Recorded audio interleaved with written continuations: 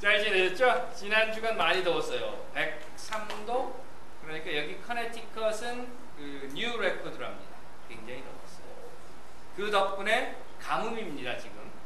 그래서 물 쓰시는 거, 뭐 아파트 사시는 분들은 뭐 그렇게 큰 문제가 없으시지만 요즘 물 쓰지 말자고 하는 것 때문에 굉장히 많이 광고에 계속 나오고 뭐 그렇게 나오는 그런 때입니다. 이제 좀 정상으로 돌아온 것 같은데요. 사람 심리가 그래요. 이 온도가 평년 기온보다 덥다가 평년으로 돌아오면 생각이 뭔가 살만하다 그런다고요. 이 정도면 괜찮아. 근데 평년 기온으로 계속 가면 야 너무 못 살겠다 이런 생각을 사람들이 항상 갖게 되죠. 강준현 씨 어떻습니까? 병승이 없으니까 눈에 밟히죠. 저기 지금 녹화되고 있는 거예요 지금. 안진 씨가 보겠네요. 말을 잘해야죠. 힘들어요. 큰 소리로 다시 한번. 자, 7월의 둘째 일요일입니다. God is still speaking. 이게 우리 UCC 캐피털 캠페인의 주제예요. 하나님은 지금도 말씀하신다 하는 거죠. 하나님은 지금도 우리에게 말씀을 하신다. 계속 말씀하신다. 지금 말씀하신다 하는 거예요. 작년에도 10년 전에도 100년 전에도 아니 1000년 전에도 2000년 전에도 3000년 전에도 말씀을 하셨고 그리고 지금 이 순간 여기 스토스 교회에 모이신 여러분들에게 말씀하고 계신다. 3000년 전에 아브라함에게 말씀하신 것처럼 지금. 그러면요 3000년 전에 낙타 타고 다니던 사람들에게 하나님이 하시던 말씀하고 지금 비행기 타고 다니는 사람들에게 하시는 하나님의 말씀, 자 어떻게 달라질까요? 이건 아주 잘 생각해 봐야 되는 문제예요. 간단한 건 아닙니다. 3000여 년 전에 아브라함에게 하나님께서 하셨던 말씀은요 3000여 년 전에 아브라함의 사고 구조 속에서 이해할 수 있는, 아니 더 정확하게 말하자면 아브라함이 이해할 수 있는 가능성을 가진 언어로 말씀하셨다는 거예요. 그 말은 3000여 년 전에 하나님께서 아브라함에게 말씀하셨을 때 아브라함은 그러면 그 말이 무슨 이야기인지 100% 알아들었느냐? 아니라는 거죠. 그렇다 하더라도 하나님은 가능한, 그래서 아브라함이 3000여 년 전에 알아들을 수 있는 언어로 아브라함에게 계속 이야기를 하셨다는 거예요. 아니 더 정확하게 이야기하자고 하면요 하나님은 3000여 년 전이나 지금이나 똑같은 말씀을 하고 계십니다. 똑같은 이야기를 우리 사람들에게 하고 계셔요. 다만 3000여 년 전에 살았던 사람들은 그들의 사고 속에서 알아들을 수 있는 부분이 있었고 오늘 우리가 살고 있는 2010년의 우리들은 그 하나님의 말씀 속에서 우리가 알아들을 수 있는 다른 이야기가 있다는 거죠. 그래서 하나님은 지금도 우리에게 말씀하고 계신다라고 하는 겁니다. 예를 들어서 창조론과 진화론의 이야기, 3000여 년 전에 하나님께서 아브라함에게 이렇게 이야기하셨어요. 내가 세상을 만들었다. 그러자 그때부터 구슬로 내려왔던 이야기는 뭔가 하면 하나님이 세상을 만드셨다. 하나님이 사람을 만드셨다. 그래서 하나님이 세상을 만드셨는데 첫째 날은 해를 만들고 둘째 날은 달을 만들고 셋째 날, 넷째 날 뭐 이렇게 만들었다. 그리고 하나님께서 사람을 만드셨는데 뭐로 만들었는가 하면 진흙으로 만들었다. 주물럭주물럭해서 팔도 붙이고 다리도 붙이고 머리도 딱 얹어놓고 그리고 난 다음에 어떻게 했는가 하면 콧구멍 구멍 빵 뚫려가지고 거기다 생기를 훅 불어넣으니까 사람이 됐다 라고 해석을 했었습니다. 그리고 3000여 년 전의 사람들의 그 사고 속에서 그것을 성서에다 딱 적어놓고 이것이 우리의 신앙 고백이다 하고 성경을 만들어 놓았어요. 자 그러면 지금 한번 생각해 봅시다. 가정해보는 겁니다. 여러분들 한번 생각해 보세요. 지금 우리는 한 번도 성서를 본 적이 없습니다. 3000여 년 전에 사람들이 가지고 있었던 그런 진흙줄 물르는 이야기는 전혀 모르는 상태에서 오늘 우리에게 갑자기 하나님께서 딱 나타나셔서 이렇게 이야기하시는 거예요. 내가 세상을 만들었다. 내가 사람을 만들었다. 그러면 여러분들은 어떻게 해석하시겠어요? 글쎄요. 여러분들은 어떻게 하실지 모르겠어요. 그렇지만 저는 이렇게 할 것 같아요. 하나님이 세상을 만드셨다. 그 이야기는 하나님이 빅뱅의 최초 단추를 누르셨다. 이렇게 저는 생각할 것 같아요.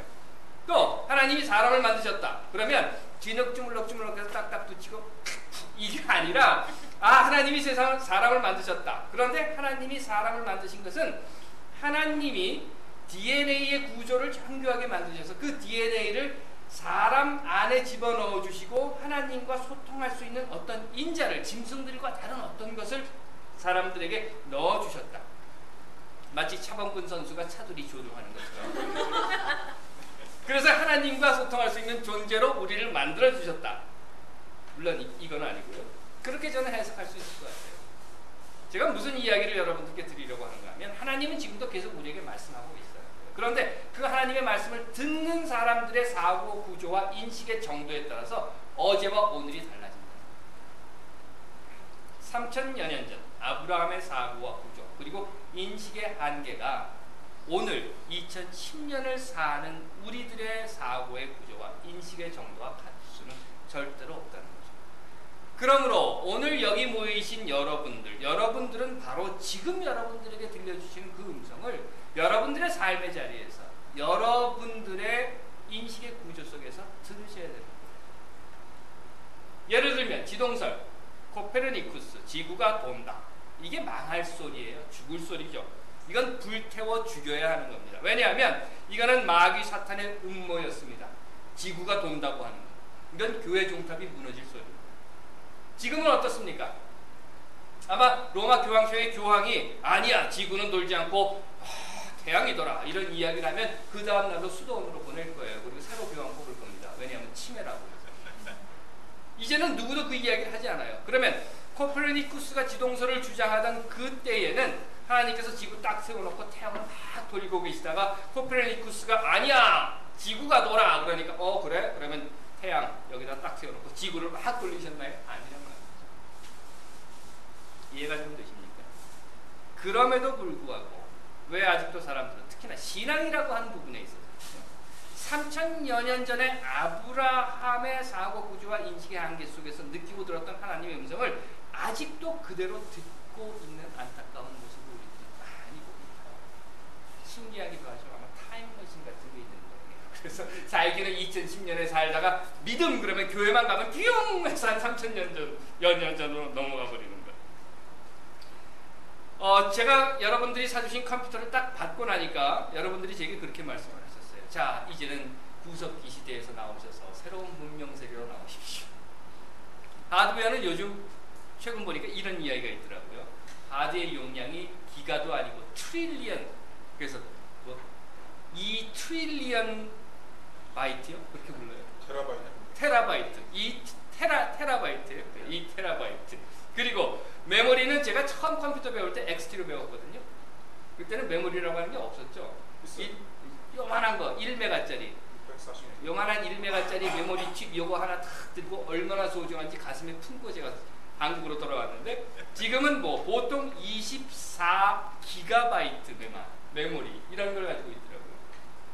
소프트웨어는 그런데 아직도 도스를 써요. 갤러그 핑퐁 이런 거 하고 그럽니다. 여러분들 기억나십니까? 갤러그 띠디디디디디디디 왜 그럴까? 왜 아직도 우리는 그렇게 살고 있을까? 그건 저는 이렇게 생각해요. 풀리지 못하고 열리지 못해서 묶여 있어서 그런 거, 닫혀 있어서 그런 거. 무엇에 묶여 있는가? 나 자신에게 묶여 있다는 거죠. 내 자신의 생각에, 그 말은 내 자신의 과거 속에 그냥 묶여 있는 거예요. 이명박 대통령, 허구한 날 대통령이 된 이래 지금까지 삽질만 합니다. 대우나 삽질, 그러다가 안 되니까 이제 4대강 삽질, 또 FTA 삽질, 쇠고기 수입해서 삽질, 세종시 삽질, 게다가 이번엔 또 천안함까지 삽질됐죠. 결국 이제는 거기다 영포회, 이게 잘 나가는 것 같이 보이죠. 이것도 삽질입니다. 그런데 이 사람은 왜 이렇게 삽질만 계속할까? 왜냐하면 이 사람은 삽질로 돈을 벌었어요. 그래서 삽질로 재미를 봤습니다. 그리고 할 줄 아는 게 삽질밖에 없어요. 거기 주변에 있는 사람들이 다 삽질을 해요. 옆에 있는 이동관 삽질, 정운천 삽질, 게다가 형님 삽질, 거기다 형 친구까지 삽질. 저러다 퇴임하고 나면 뭐 할까요? 또 삽질하겠죠. 민간인 사찰 들어가는 거예요. 그런데요, 이런 현상은요, 제가 보기엔 이래요. 내가 단순히 할 줄 아는 게 삽질밖에 없어서 나는 삽질만 한다. 딱 맞서서 나보다 삽질 잘하는 놈 나와라. 딱 뭐 이렇게 하면은 삽질의 장인 정신 뭐 이런 거라도 해줄 수 있을 텐데 사실 한 걸음 더 들어가 보면 이건 삽질의 장인 정신과는 좀 거리가 멀리 떨어져 있습니다. 그건 두려움이에요. 이명박이 갖고 있는 두려움이라는 겁니다. 내가 모르는 것에 대한 두려움. 그러다 보니까 어떻게 이야기하죠? 청와대 핵심 관계자 이렇게 하고 그 뒤에 싹 숨어버리는 겁니다. 그리고 내가 모르는 것에 대한 두려움이라고 하는 것은 이제 끊을까요?